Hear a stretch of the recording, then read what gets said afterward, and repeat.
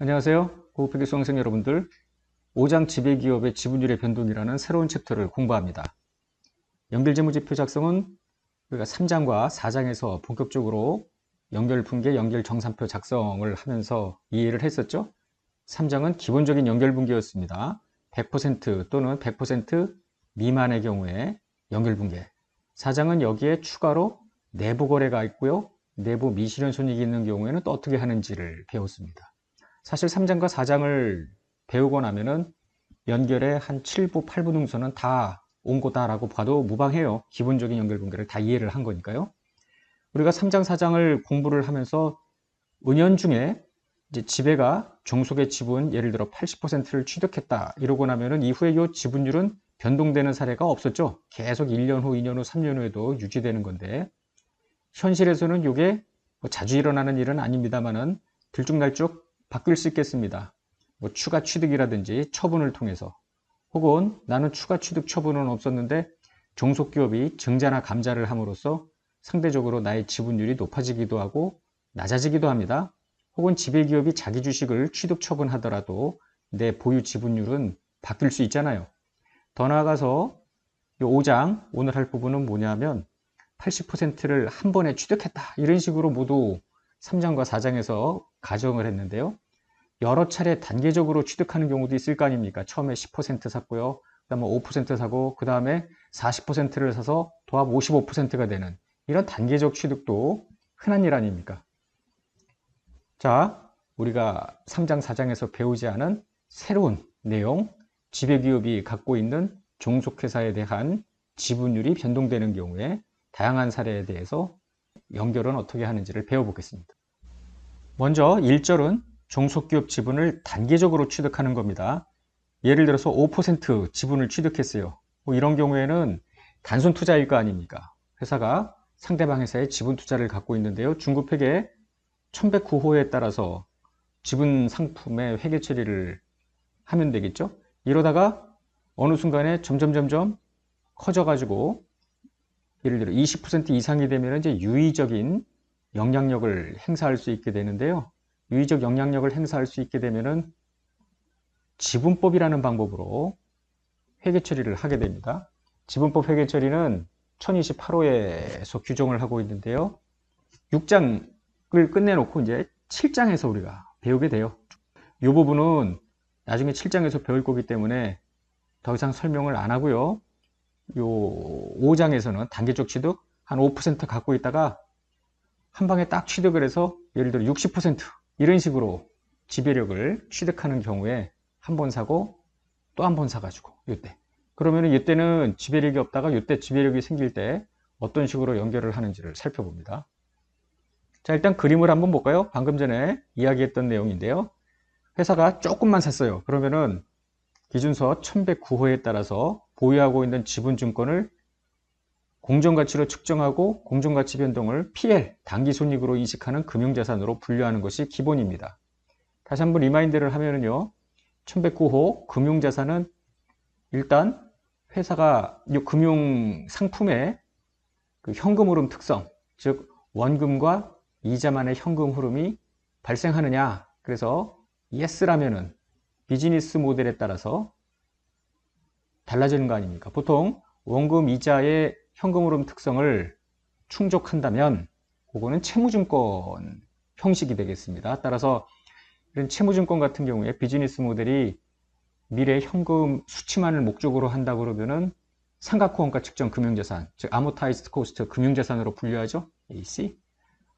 아, 나는 미래 현금 흐름 수치뿐만 아니라 매도도 할 거야. 그러면은 페어밸류가 중요한 내용 아닙니까? 다만 페어밸류 변동을 OCI로 분류하는 기타 포괄 손익으로 분류하는 페어밸류 OCI 금융상품으로 분류하겠습니다.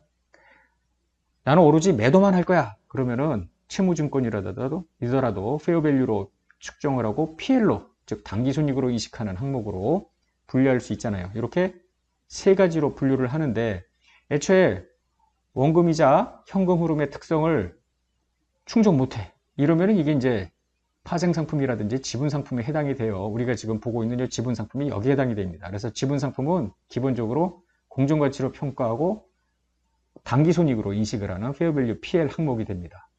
단, 이 지분상품 페어밸류 PL로 분류되는 항목 중에 단기 매매가 아니거나 우리가 1장에서 배웠던 조건부 대가가 아닌 경우에 하나여 회사가 선택할 수 있어요. 공정가치로 평가하는 건 그런데 공정가치 평가손익이 당기손익에 반영되니 당기손익의 등락이 심할 거 아닙니까? 그래서 나는 공정가치로 측정을 하지만 OCI로 인식하는 항목으로 선택할 수 있겠습니다. Fair Value OCI 선택. 지분 상품이 되겠죠? 그래서 여기 지금 보면은 기본적으로 Fair Value PL인데요. Fair Value OCI 선택으로도 가능합니다. 단기 매매가 아니라면. 자, 설명이 됐죠? 잠깐 좀 이거 깨끗하게 지워놓고 하겠습니다. 이제 좀 깨끗해졌죠? 자, 회사가 뭐 1%, 2% 이렇게 상대방 회사 주식을 샀을 때는 Fair Value PL 또는 Fair Value OCI 선택 금융자산으로 갑니다. 그러다가 점점 더 돼서 20% 정도의 지분이 되면 꼭 뭐 20%는 아닙니다. 이것도 질적 요소가 있으니까요. 7장에서 배우고요. 관계기업 투자나 공동기업 투자가 되는데 이때는 지분법으로 평가를 합니다. 여기는 공정가치법이겠지만 뭐 어느 경우이든 추가로 더 사거나 아니면 그냥 이 상태에서 왕창 더 사요. 그래서 드디어 지배력을 획득하면 종속기업 투자가 되고 이 순간부터 연결재무제표를 작성해야 될 거 아닙니까? 지분법은 나중에 7장에서 배우기 때문에 요거는 생략을 하고요. 여기서는 일단은 한번 1, 2% 갖고 있다가 추가로 더 사는 바람에 종속기업 투자가 되는, 즉 지배력을 행사하는 경우 어떻게 단계적 취득에 대한 연결 조정을 하는지를 설명을 해보겠습니다. 391쪽 1.2를 보면은요, 일괄법 적용 개념이 나오는데요. 예를 들어 10%를 갖고 있다가 추가로 뭐 50%를 더 샀습니다. 그래서 이제 총 60%가 되는데 우리가 연결재무제표를 작성을 할 때 종속회사 투자와 종속회사 자본을 상계 제거해야 될 거 아닙니까? 지배력 취득일에. 지배력 취득일은 50%를 추가 취득하는 날인데요. 그 전에 이미 10%는 갖고 있었잖아요. 소위 일괄법으로 합니다. 요 50%를 취득하는 날 마치 60%를 한꺼번에 취득한 것이냐 회계 처리하자라는 것입니다. 일괄법을 적용할 때 영업권은 어떻게 처리를 하는가? 일괄법이 아니어도요. 영업권은 기본적으로 종속기업 투자 취득원가와 취득 당시 종속기업 순자산 공정가치의 취득 지분율을 곱한 금액의 차이로 결정을 하지 않습니까? 그러면 단계적 취득 시에 영업권은 예를 들어 2번 샀다 치자고요. 여기서 10%, 여기서 추가로 50%. 그럼 여기가 지배력 취득 시점인데요. 이때 마치 60%를 취득하는 것으로 간주하는 겁니다. 일괄하여. 지금 추가 취득 지분 취득원가 50%가 있었고요. 뭐 몇 년 전에 10%를 샀을 텐데 그 취득원가가 아니고 요 보유하는 지분의 공정가치, 요 취득일의 공정가치가 일괄 취득 원가가 되겠습니다. 한편 요 50% 추가 취득 시점, 요 날이 지배력 취득일인데요. 이때 순자산의 공정가치 곱하기 일괄 취득 지분율의 차이가 영업권이 되겠습니다.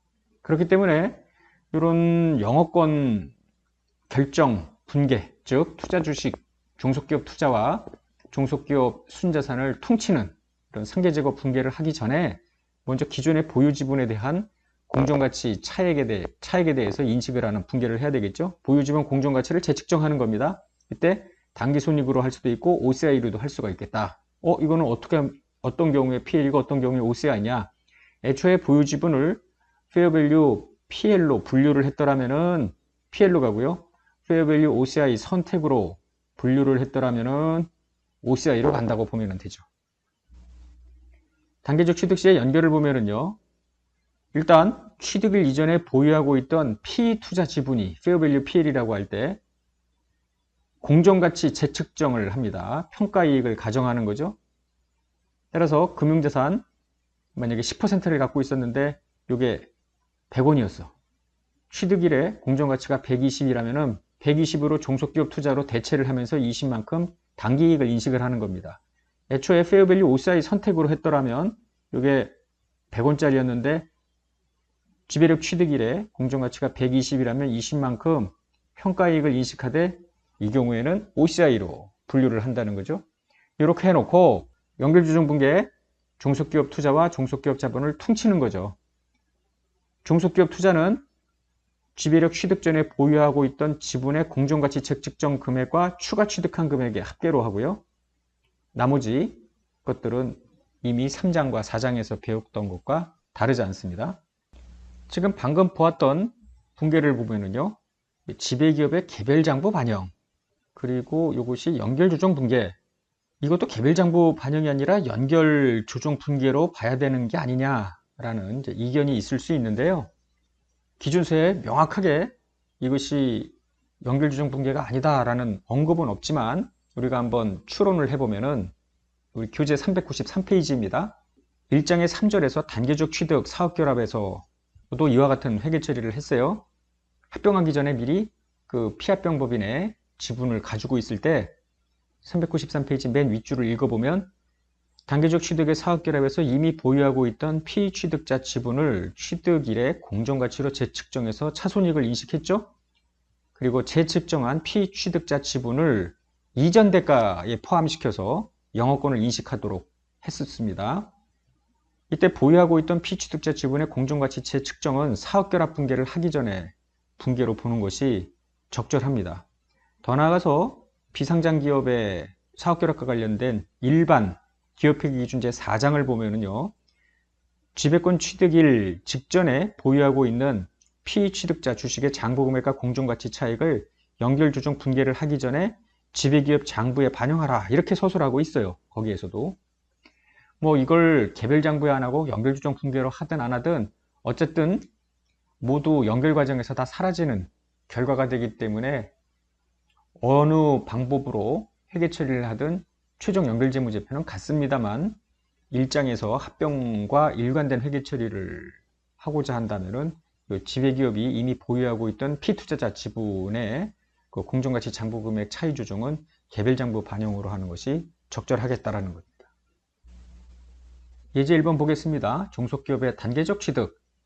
갑회사는 의뢰사 발행 주식을 다음과 같이 단계적으로 취득하여 2년 초에, 즉 이때 지배력을 취득을 했다 보면 되죠. 1년도 초에 10% 취득을 했고요. 2년도 초에 50%. 이거 지금 2단계인데 뭐 3단계, 4단계, 5단계도 상관없어요. 예를 들어 뭐 1% 가지고 있다가 그 다음에 추가로 뭐 5%를 사고 추가로 3%를 사고 그 다음에 뭐 몇 번을 샀든지 지배력을 취득하는 이 시점에 한 번에 다 취득한 걸로 간주를 하는 거죠. 그리고 이전에 샀던 것의 공정가치로 요 최종 지배력 취득 시점에 일괄하여 취득한 걸로 간주를 하기 때문에 이걸 몇 단계로 샀든 문제풀이가 달라지지는 않습니다. 자, 1년도 초에 10%를 12,000에 샀고요. 2년도 초에 50%를 8만에 샀는데 이게 이제 지배력 취득일이고 이때 60%를 한꺼번에 산 걸로 봅니다. 얼마에? 8만원과 12,000, 요게 아니라는 게 중요하죠. 12,000이 아니라 12,000은 원가고요. 요거에 공정가치 측정, 2년도 초에 공정가치 측정치하고의 합이 일괄 취득 원가가 되겠습니다. 의뢰사 순자산 장부금액은 공정가치랑 같고요. 10% 살 때가 10만원, 50% 살 때가 이때죠. 여기가 이제 지배력 취득 시점입니다. 13만, 그리고 당기순이익 25,000이 됐고요. 물음 1번, 갑회사는 1년 초에 의뢰사 투자 주식을 페어밸류 PL 항목으로 분류를 했다고 가정을 하자고요. 1년도 말과 2년도 초 현재 의뢰사 종속기업 투자의 공정가치가 각각 12,900과 13,000이다 라고 가정을 했습니다. 갑회사가 X1년과 X2년에 의뢰사 투자 지분과 관련해서 개별장부에 반영할 분계와 2년도 말부터 이제 연결을 해야 되겠죠? 연결조정 분계를 해보자라는 거고요. 물음 2번은 단지 페어밸류 PL 항목을 애초에 페어밸류 OCI 선택 금융자산으로 분류했다면 어떻게 달라지는지를 비교해 보는 겁니다. 먼저 1년도 초에 10% 지분 상품을 12,000에 샀죠? 그래서 페어밸류 PL 금융자산 12,000 이렇게 분계를 했을 거예요. 그해 말에 공정가치 평가를 했을 거 아닙니까? 12,900으로. 따라서 900만큼 평가증하면서 당기이익을 인식했을 겁니다. 자, 2년도 초, 이게 지배력 취득 시점이었을 텐데요. 이때 12,900에 다음 연도 초 공정가치를 13,000이라고 가정을 했습니다. 일반적으로 12월 말과 다음 연도 초 공정가치가 뭐 같을 수 있겠지만 뭐 다르다면은 어떻게 될 것인지 가정을 해가지고 문제를 만들었습니다. 이때 12,900짜리를 원래 있던 거 죽이고요. 13,000만큼 종속기업 투자로 지배력을 취득했으니까 계정대체를 하고요. 차이 100원만큼을 단기 회계 처리를 합니다. 추가로 50% 지분을 또 사죠. 현금 종속기업 투자. 따라서 종속기업 투자는 이 순간 지배기업 개별장부에 93,000이 되겠죠. 그리고 연결을 하는 겁니다. 자, 이제 93,000 빠지죠? 93,000 이게 2년도 초에 지배력 취득 시점 아닙니까? 그때 자본금 잉여금은 얼마일까? 13만입니다. 7만의 자본금, 6만의 이익잉여금, 요거에 60%하고 통쳐서 영업권, 요거에 40%만큼 비지배 지분. 그리고 1년 뒤에 뭐 다른 내부거래 같은 거 없고요. 당기순이익을 25,000이다 라고 보고를 하죠. 25,000, 이 중에 40%가 비지배 지분. 썩 어렵진 않죠? 요 내용만 이해를 하시면 돼요. 두 번에 걸쳐서 샀는데 결국은 요 숫자를 뽑아내는 거 아닙니까? 종속기업 투자. 일괄 취득 원가를 계산을 하는데 관연도에 취득한 거를 공정가치로 전부 재측정하는 것이죠. 무릎 2번입니다. 처음부터 갑회사가 10% 주식을 샀을 때 페어밸류 OCI 선택 금융자산으로 회계 처리했다고 가정해요. 1년도 말에 갔더니 12,900으로 평가 증이 일어나죠. 이때 평가이익은 PL이 아니라 OCI였습니다. 드디어 이제 2년도 초가 지배력 취득 시점인데요. 이때 공정가치는 13,000이라고 가정을 했죠. 100만큼 평가이익을 인식을 합니다. OCI로.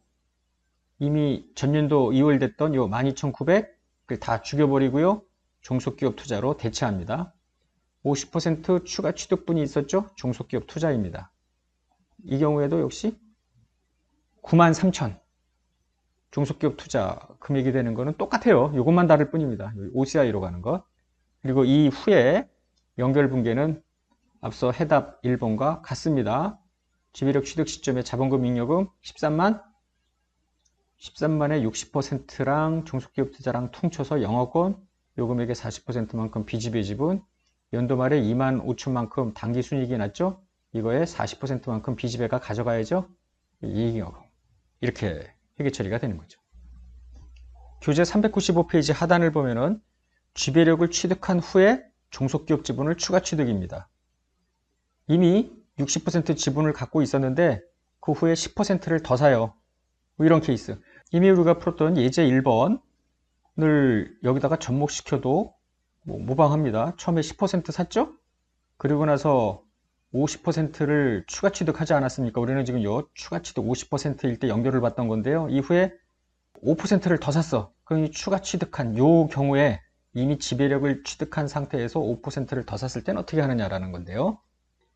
연결실체 관점에서 볼 때 연결실체 비지배 지분으로부터 지배주주가 주식을 끌어온 거 아닙니까? 자기가 추가로 더 산 거라고요. 따라서 이미 지배력을 취득했고요. 지배기업이 있고 종속기업이 있고 이 종속기업에 대한 지배주주가 얘잖아요.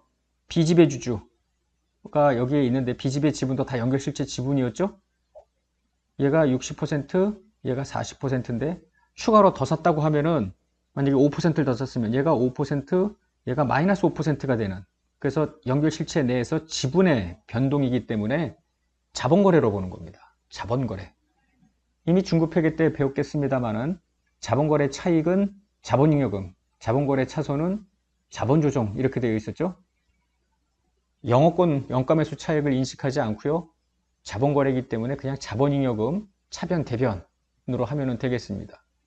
자본잉여금에서 조정하기 때문에 연결분계를 할 때 대변에 자본잉여금이 생기면 상관이 없겠습니다만 차변으로 자본잉여금이 들어가는 경우, 즉 영업권 대신에 이제 자본잉여금으로 할 건데요. 차변으로 기존에 있었던 자본잉여금이 모자랄 수도 있을 거 아닙니까? 이때는 불가피하게 이익잉여금에서 조정하는 수밖에 없겠습니다. 예제입니다. 종속기업을 취득한 후 추가로 지분을 취득하는 경우에 연결은 어떻게 할 것이냐. 갑은 의뢰사 발행 주식을 다음과 같이 취득했고요. 지배력은 1년도 초부터 소유한 겁니다. 이때 지배력을 60% 지분이니까 취득을 했고 1년 뒤에 추가 취득을 했습니다. 그래서 모두 65,000, 13,000 이렇게 되어 있고요. 지배력 취득하는 시점이 이 시점이네요. 추가 취득 시점이 이 시점이네요. 먼저 1년도 말에 연결재무제표를 작성해보자. 1년도 말. 그러면 다시 한번 금액을 볼까요? 60% 1년 초에 취득을 했고요. 65,000에. 그 당시 순자산의 잔고금액 공정가치는 10만원으로 같다고 했습니다. 뭐 다른 내용 없고요. 1년도 당기순이익은 2만인데 이 자료를 가지고 연결을 해보는 겁니다. 먼저 우리 교재를 보면은요. 종속기업 순자산 10만원, 여기 추가 취득 부분 12만원, 14만 5천 이렇게 바뀌죠. 그래서 1년도 말 12만원, 2년도 초 12만원, 그 다음에 14만 5천인데요. 비지배 지분율은 이때까지 40%입니다. 근데 2년도 초에 10%를 나서니까 비지배 지분율은 30%로 다운이 되겠죠. 그래서 2년도 말까지 30%입니다. 그럼 비지배 지분 잔액은 얼마인가? 12만원 곱하기 40% 하면 4만 8천이 돼요.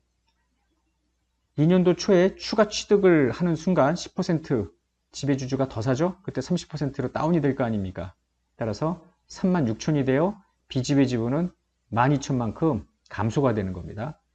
한편 2년도 말에 2만 5천만큼 당기순이익이 생기는 거 아닙니까? 여기에 30% 43,500, 7,500만큼이 연도 말 이제 비지배 지분 증액으로 인식을 하겠습니다. 먼저 이렇게 비지배 지분 변동을 확인했고요.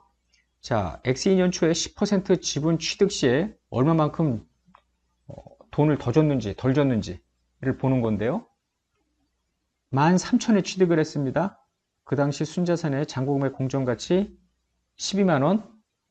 따라서 13만원과 12만원의 10%의 차이 1,000원만큼 초과지급액이 있었는데 초과지급액 영업권은 아닙니다. 영업권은 지배력을 취득하는 순간에만 나오는 거지 이미 지배력 취득 후에 추가 취득 시에 이런 차액은 영업권이 아니고 자본거래 손익으로 보는 거예요. 그래서 자본잉여금에서 조정을 하는데 차변 쪽에 들어가는 거죠. 자본잉여금을 다운시킬 겁니다. 자, 일단 1번을 가볼게요. 종속기업 투자 1년도 말 연결분기입니다. 종속기업 투자와 지배력 취득 시점 종속기업 자본을 퉁치는 건데요. 10만 6만 5천 60% 지분을 샀다고 했죠. 그래서 퉁치고 퉁쳐서 5천만큼 영업권 40%만큼 비지배 지분 이렇게 들어갑니다. 1년도 말 당기순이익이 2만이고요. 40% 8천 해서 비지배 지분. 그러니까 1년도 말 비지배 지분은 4만 8천입니다. 이미 앞에서 4만 8천 한번 확인을 했었죠.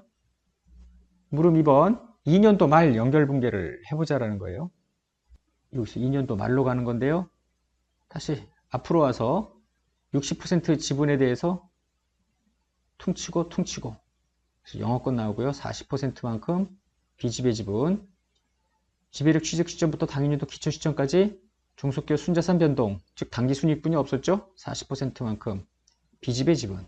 그래서 일단 이 시점에서 비지배 지분은 4만 8천이 되는데요. 2년도 초에 10% 추가 취득이 있었을 거 아닙니까? 종속기업 투자 13,000이 개별재무제표, 별도재무제표에도 올라가 있었겠죠? 다시 앞으로 가볼게요. 지금 지배기업의 장부의 종속기업 투자는 6만 5천과 13,000이 더 있을 거 아닙니까? 추가 취득. 지금 2년도 말 현재 시점으로 보면. 근데 6만 5천은 이쪽으로 와서 이 시점에서 퉁쳤고요. 13,000은 이때 추가 취득했으니까 연결분계 3번에서 또 사라져야죠. 그러면서 비지배 지분은 앞에서 봤던 것처럼 12,000 줄어들지 않습니까? 그래서 12,000만큼 비지배 지분 죽이고요. 이 1,000원만큼 초과 지급액이죠. 그러나 이미 앞서 설명했던 것처럼 영업권이 아니고 자본잉여금에서 조정합니다. 12,000은 이렇게도 계산이 가능해요. 바로 이 1번과 2번 분계, 앞에서 했던 분계 다시 가보면은 비지배 지분이 4만 8천 원입니까? 근데 이게 비지배 지분이 모두 40% 지분인데 이 중에 10%만큼 사라져야 되잖아요. 40에서 30으로 빠지니까. 그래서 12,000만큼이 죽는 걸로 이렇게 계산을 할 수도 있겠습니다. 자, 2년도 당기순이익이 25,000인데요. 이미 B집의 지분은 40에서 30%로 감소가 됐기 때문에 30%를 곱해서 7,500. 그러면 B집의 지분은 48,000이었다가 12,000원 감소되고 7,500. 이미 앞에서 우리가 살펴봤죠? 48,000에서 36,000원으로 바뀌고 7,500도 해서 43,500이 되는 겁니다. 할만했죠? 3번을 보겠습니다. 이 물음과 관련해서 1년도 중에 을이 보유하고 있던 토지 9천짜리가 있었는데 이걸 갑한테 10,000원에 매각하는 거래가 발생했대요. 즉 상향거래입니다. 내부거래에서 발생한 미실현이익 1,000, 지금 9천짜리를 10,000원에 팔았으니까 처분이익 1,000원을 인식을 했을 거 아닙니까? 의뢰사가 2년도 중에 모두 실현되었다. 즉 1년도에 미실현됐게 2년도 중에 모두 실현. 갑회사가 1년도에 취득했던 토지를 모두 팔아버렸나 보죠. 그래서 1년도 말, 2년도 말 연결주정 분배를 해보자. 지금 방금 배웠던 지배력 취득 후 지분 추가 취득에 우리가 4장에서 배웠던 상향거래, 내부 미실현 이익 제거 혹은 관연도 내부 미실현 이익의 실현을 접목시키는 문제입니다. 1년도 말 연결조정 분배를 해보면은요, 해답 1번하고 비교를 해보면은요, 요거 주비력 취득 시점에 자본금 잉여금의 60%와 종속기업 투자를 상계하고 5천만큼 영업권이 남고요. 40%만큼 B집의 지분입니다. 토지 상향거래가 있었죠? 처분이익, 토지 이렇게 제거를 합니다. 종속회사의 순이익은 2만이에요 라고 했지만 이 2만원 속에는 유형자산 처분이익, 상향거래, 미실현이익이 1,000원만큼 포함되어 있으니 이를 제거한 19,000의 40%, 7,600으로 B집의 지분을 계산하는 겁니다. 그래서 B집의 지분은 47,600이 됩니다. 조금 앞으로 가볼까요? 교재도 나오는데 물음 3복과 관련해서 자, 종속기업 순자산은 기말에 12만원으로 눈에 보이지만 상향 미실현이익이 있으니까 11만 9천이 맞아요. 거기에다가 40% 곱하면은 47,600. 지금 방금 연결분계에서 47,600을 확인했죠? 한편 2년도 초가 되면 바로 다음날 11만 9천 그대로인데요. 지배 지분이 10%를 더 샀으니까 B집의 지분은 30%로 내려갈 거 아니에요. 그래서 11만 9천에 0.3을 곱하면은 35,700, 즉 B집의 지분이 추가 취득분에 대해서 11,900만큼 내려가게 됩니다. 한편 2년도 말에는 종속기업 순자산 모두 실현되고 끝나니까 14만 5천이 되고요. 30% 곱하면은 43,500, 즉 7,800만큼 올라가게 됩니다. 이 43,500은 현재 물음상과 관련한 미실현 이익이 있는 사례인데요. 바로 앞장으로 가보면은 43,500 똑같죠. 왜냐하면 2년도 말이 되면 내부거래와 관련된 모든 미실현 손익은 다 실현되고 사라졌기 때문에 양자가 동일할 수밖에 없겠죠. 계속 가봅니다. 2년도 말 연결분계인데요. 여기인데 다시 지배력 취득 시점으로 와서 7만 3만 60%랑 종속기업 투자를 퉁쳐서 5천 영업권 나오고 B집의 지분, 그리고 지배력 취득 시점부터 단기 초까지 종속회사 순자산 변동이 단기 순이익 2만 아닙니까? 그러나 1,000원만큼 상향 미실현 이익이 있으니까 이 금액의 40% 7,600. 요 지금 2번 분계는 앞으로 가볼게요. 1년도 말에 3번 분계랑 같은 거 아닙니까? 계속 반복되는 내용이죠. 한편 2년도 중에 추가 취득이 있었죠. 10% 2년도 초에 종속기업 투자 13,000, B집의 지분 11,900. 11,900은 앞으로 가볼게요. 11,900 감소되는 게 있었죠. 그래서 11,900을 죽였고요. 나머지 초과 지급액이 영업권이 아니고 1,100 자본잉여금입니다. 11,900은 이렇게 계산할 수도 있어요. 바로 앞장으로 가보면 1년도 말 B집의 지분 잔액이 47,600이잖아요. 47,600은 모두 40% 지분인데 이 중에 10% 지분만큼이 사라져야 될 거 아닙니까? 4분의 1을 곱하면은 그게 바로 11,900이 됩니다. 이렇게 계산할 수도 있겠고요. 그래서 1,100이 추가 취득에 대한 금액입니다. 전기 상향거래 미실현이익의 실현, 이익여금, 처분이익. 이 분계 우리 4장에서도 많이 봤죠? 5번 분계할 때 조심해야죠. 단기 순이익에 실현이익, 상향 실현이익을 더 넣어줘야 되겠죠? 이렇게 계산하면 하여튼 B집의 집은 7,800이 마지막으로 배분이 되겠습니다. 자, 오늘 강의에서는 단계적으로 취득, 지배력을 한 번에 취득하는 게 아니라 지배력을 이미 취득했는데 또 한 번 취득, 이런 식으로 지배 지분율 혹은 비지배 지분율이 바뀌는 경우, 지배 지분율이 올라가면 비지배 지분율은 내려가죠. 이런 식으로 지배기업의 소유 지분율이 바뀌는 경우에 연결재무제표 작성을 받습니다. 실무에서도 종종 일어나는 일입니다. 복습 많이 하시기 바랍니다. 오늘 강의 여기서 끝내겠습니다. 수고하셨습니다.